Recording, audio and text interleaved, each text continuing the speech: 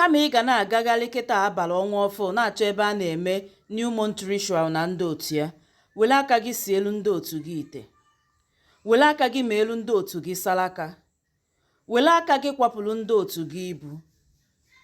Maka na ụdị New Month Ritual ọbụla ọsọ gị mee, ma ya bụrụ na obi adịghọ ndị otu gị mma, onwekwa ife ị na-eme bara uru, ọkwa ebe ịkwụ ka ị kakwụ.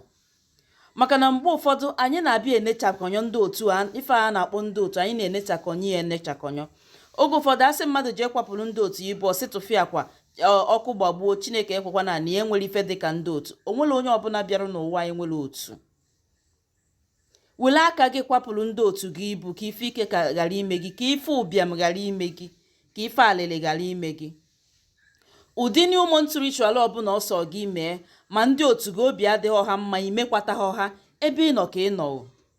Ọ ya bụ na ị ga-afụ nwanne gị, o mechaa nke ya, ime nke gị, ị na-ebe na gị na onye a mekọrọ ife a otu mgbe, na nke ya na-aga, mana nke gị na ofu ebe. Ọ maka na onye ahụ chekwalụ ndị otu ya tupu ọ pụwa ezi, maka ndị be anyị si na a na-asị n'ụlọ malụ mma wee pụwa ezi. Oge ụfọdụ ife a na-akpọ ndị otu, ndị a na-akpọ ndị otu fa nwere ike ịgbachiri gị ezi. Ị na-ebegharị chenọ mmụọ na-eme gị, chenọ mmadụ na-eme gị, ị na-ebegharị chenọ ndị amoosu na-eme gị, ị na-ebegharị chọnọ ọgwụ ka a gwọọrọ gị. Ndị otu a na-ekwu okwu enwere ike ịgbachi ụzọ isi azụ afịa, fa nwere ike ịgbachiri gị ụzọ isi alụ ọrụ, fa nwere ike ịgbachiri gị ụzọ agam n'ihu gị, ha nwere ike ịgbachiri gị ụzọ ife ọma gị, fa nwere ike ị na-afụ onwe gị na nlụ ebe ị na-eri nri, fa nwere ike ime gị na-afụ onwe gị na nlụ ebe a na-achụ gị ọsọ. Ọtụtụ ife dị iche iche, ma ọ bụrụ na obi adịghị ha mma. Ọ na-abụzi ọ bụrụ na ụdị ife a dị n'ime ndụ gị, ị na-agagharị na-atụ ebe ị ga-eje mee New Month Ritual. O nwere New Month Ritual karịrị isiri ndị otu gị ite. O nwere New Month Ritual karịrị imelu ndị otu gị salaka. Were aka gị mechakọnye ya ka ego gị ha, ma ọ bụrụ na ị ma ka esi eme ya. Ọ bụrụ na ị mara ka esi eme ya, chọba onye ga-emelu gị ya. Ego ahụ ị ga-eji na-eje na-achọgharị ebe a na-eme New Month Ritual zuru gị iji wee si elu ndị otu gị ite. O zuru gị iji wee mee gịnị? Wee kwapụrụ ndị otu gị ibu. Maka na ọ bụrụ na ndị a na-akpọ ndị otu gbachie elu gị ụzọ, ife ọbụla ị na-eme ya n'efu. Ọ bụrụ na ndị a na-akpọ ndị otu gị na iwe dị ha n'ahụ, ha chetalụ gị aka oghere, ọkwa ikpochikata onunu aka oghere, ike iji ekpochi onunu aka oghere agwụ gị. Ndị a na-akpọ ndị otu mmanya aka ọjọọ n'ahụ gị, ọ ijekata ije ọfọgụ ụna, ị ga-akụgide ọta, ị ga-ebegide akwa, ịjụ ochi gị o nwere ife ọjọọ ime, ọkwazikwasị ụwa anyị pụta ka ndị ọzọ pụta. Kaba ahụ ka imete ndị otu gị mma.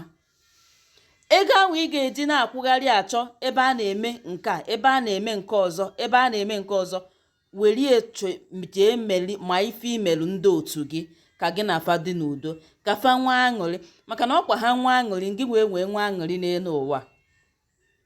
Mana ọ bụrụ na ndị otu gị na obi adịghọ ha mma, o nwekwa ife ị na-eme nwere isi, maka na ihe na-achịkọnyọ ha na-aghasa aghasa.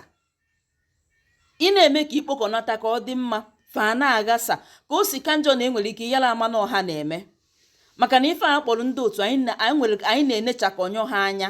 Obi anyị niile na-agbaje sọsọ na mmadụ na-achụ gị, ndị amoosu egbuo gị, agwọọlụ gị ajọ ọgwụ, onye abụrụ gị obi ọjọọ. Mana ịmahụ na mmadụ, ndị otu gị, ndị otu mmadụ nwere ike ịba n'ime mmadụ, onye ahụ atụgharịa chụba gị, mebe gị ife ọjọọ. Ife ndị otu na-eme mmadụ ebuka. Ndị otu gị kwechili na onwere ebe iji azụ eje. Nwanne m, enwekwa ebe iji azụ eje. Ndị otu gị kwechiri na onwere ife ọma ga-abatalụ gị, ụdị aja ọsọkwa gị chụọ. Onwekwe, maka ife ọma ahụ ị chụtara na aja na-abịa, ndị otu gị a na-aghasa aghasa. Were ile gị gụọ eze gị ọnụ. Ndị otu a na-ekwu okwu enwere ike itinyekwugo ọya n'ahụ. Ịṅụkata ọgwụ, ike iji aṅụ ọgwụ agwụ gị, ike iji aṅụ ọgwụ nya ịfụzi ọgwụ a na-asọ gị oyi, maka na ote gị ịṅụwalụ ngwa nke ịṅụrụ aṅụ otu enwe isi.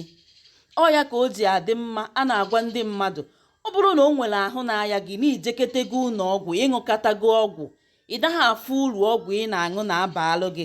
Nwanne m, jekene chọbịa na mmụọ, jekene chọbịa na enwere ike aka mmụọ adị gị ya, ma ọ bụ na aka ndị otu abaghị ya. Ọtụtụ ọya ndị mmadụ na-aya n'ụbọchị taa aka ndị otu dị ya, mana ọ bụrụ na ị kwuo ya, ụfọdụ ndị mmadụ asị gị ịbịakwa iburukwa ife mmụọ tinye n'ife niile a na-eme n'elu ụwa. O ji akwa awụ ahụ ya mara onwe ya. Nke onye na-eme na-abalị uru ya dịkwara ya na mma, mana nke ọbụla ị na-eme kaba ahụ ka ịfụ na ibuwelu ndị otu gị ụzọ. Ọtụtụ ndị n'ụbọchị taa na-eme ịma na ndị be anyị ekwugo si gbachikwa ndị mmadụ nkịtị. Ife a na-asị na ndị be anyị anaghị agwọ. Tupu ị na-eje ọba ọbụla ị na-eje kaba ahụ fụ na ị kpọtụrụ ndị otu gị.